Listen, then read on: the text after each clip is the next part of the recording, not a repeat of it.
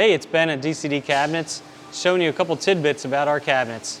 Today I'm going to talk about concealed drawer slides and how to remove and adjust.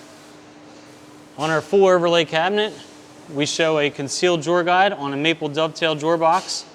Notice how the drawer slide is not visible from outside.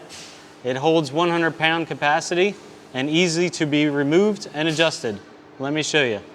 Underneath the drawer box is these orange handles that you can squeeze out and pull the drawer box towards you and release.